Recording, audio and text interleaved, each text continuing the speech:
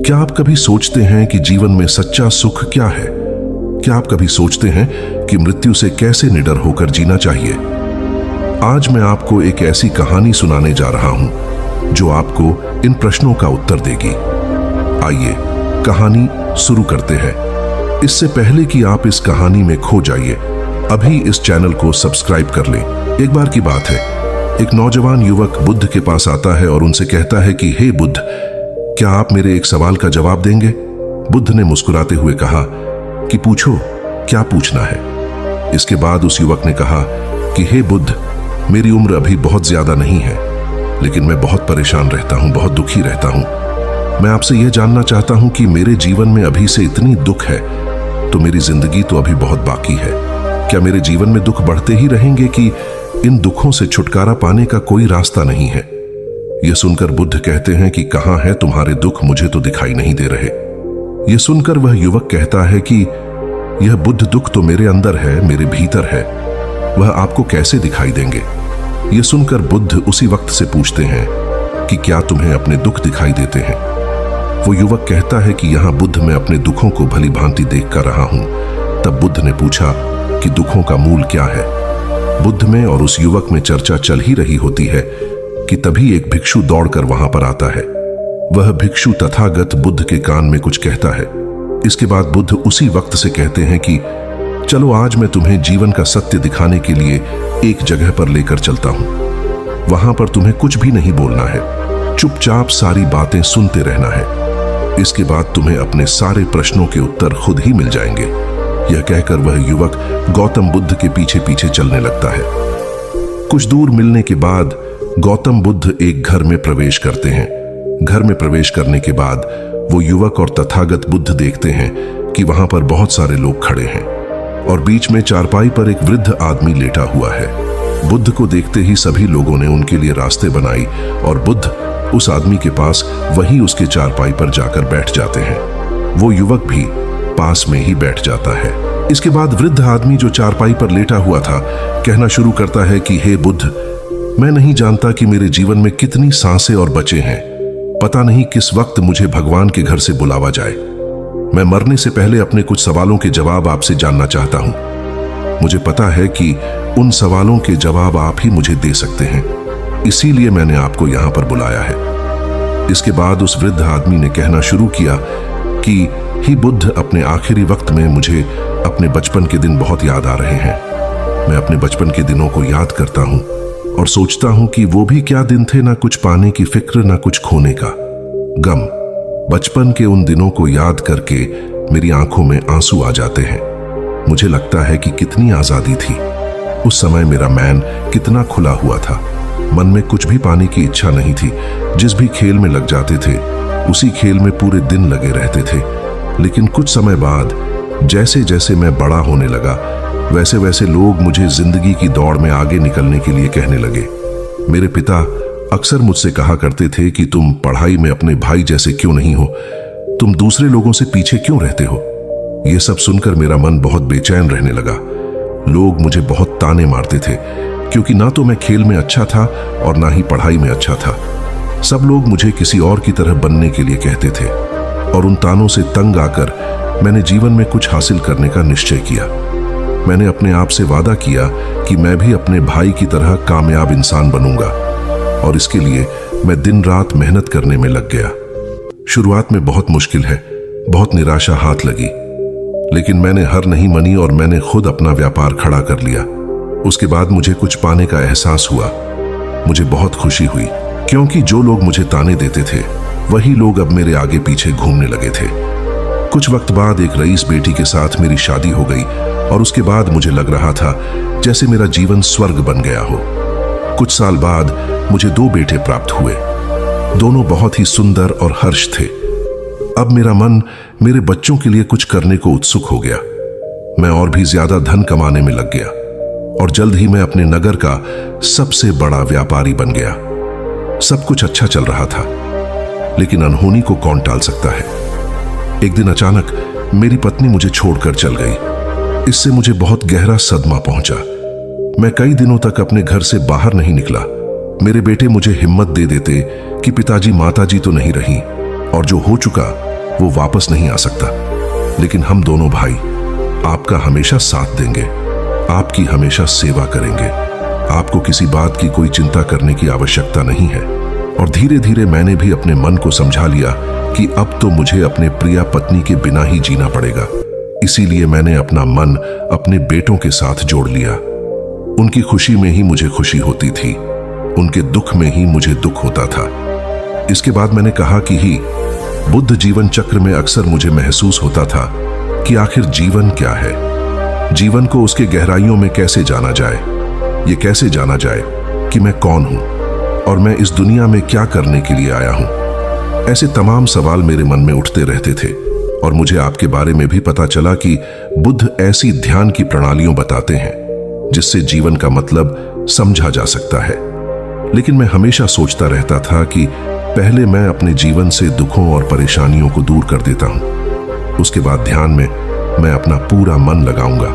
और यही सोच सोच कर मैं कभी ध्यान नहीं कर पाता था। धीरे धीरे वक्त भी तरह और आखिर में उम्र ढलने के बाद में बीमार पड़ गया। वैसे मेरे जीवन में कोई कमी नहीं रही। मेरे बेटों ने मेरा अच्छा साथ दिया, मैंने जीवन में बहुत कुछ हासिल भी किया।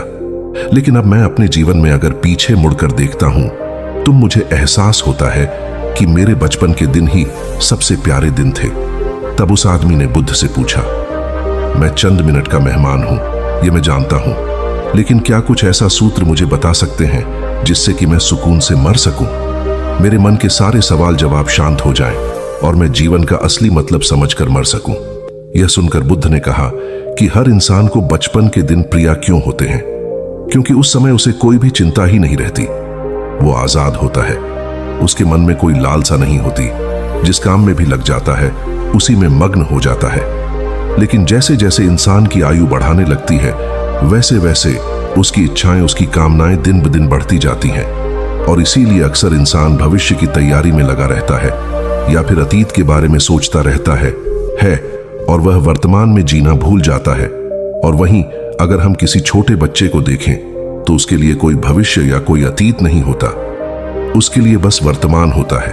और इसीलिए वो वर्तमान में पूरा आनंदित होकर रहता है। तुमने अपना पूरा जीवन अपनी कामयाबियों, अपने बेटों, अपनी पत्नी और अपने भविष्य की योजनाओं में ही बिता दिया।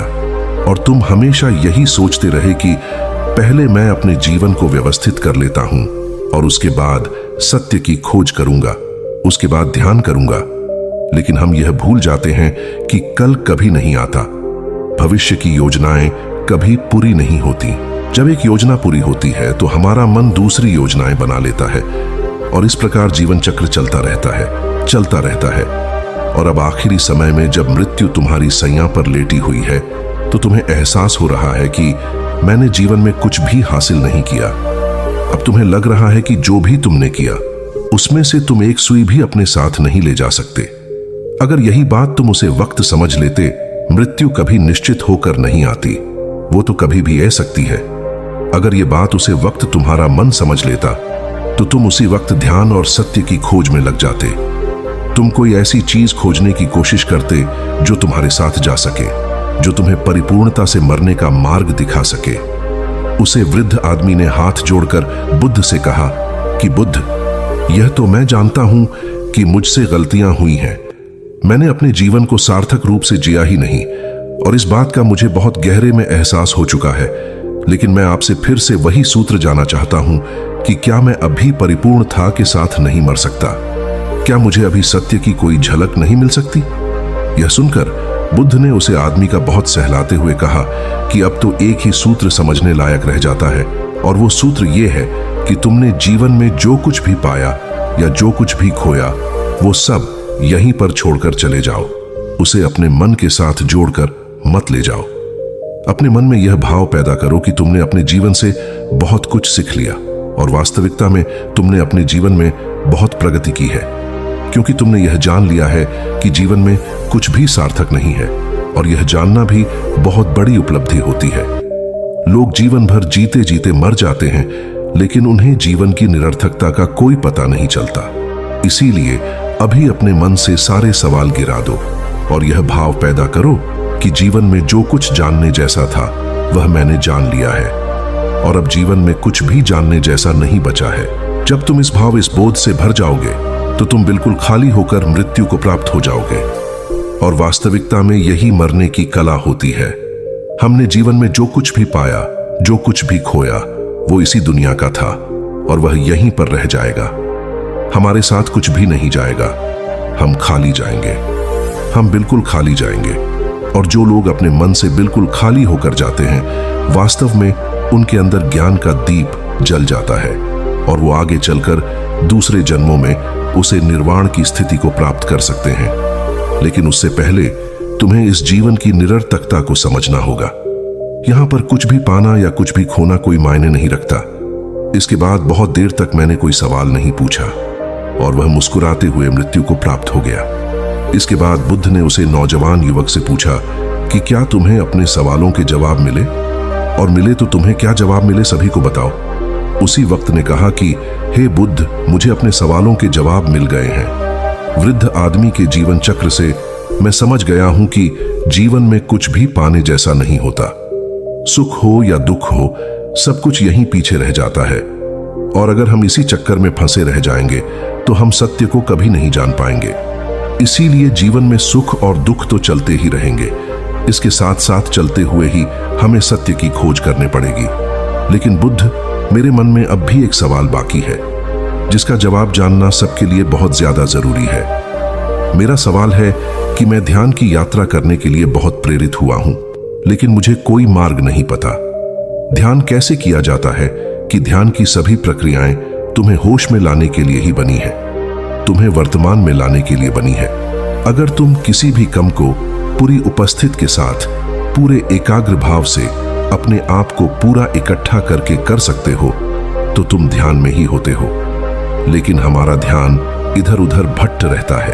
अपना कम करते करते वर्तमान में रहने के लिए मैं तुम्हें एक छोटी सी विधि बताता हूं जिसके जरिए तुम अपना कम भी कर सकते हो और ध्यान को भी समझ सकते हो। जब भी तुम चलते फिरते हो, उठते बैठते हो, सिर्फ अपने सांसों पर ध्यान लगाना शुरू करो। सांस किस नाक से आ रही है, किस नाक से जा रही है, ना कि कौन से कोने से टकरा रही है। सिर्फ तुम उसके साक्षी भर हो जाओ, सिर्फ उसको देखते रहो। कुछ भी काम कर रहे हो, चल रहे हो, फिर खाना खा रहे हो, सिर्फ अपने सांस पर ध्यान लगाओ। और यह करते वक्त तुम्हें महसूस होगा कि तुम्हारा दिमाग, तुम्हारे विचार तुम्हें इधर उधर ले जाते हैं।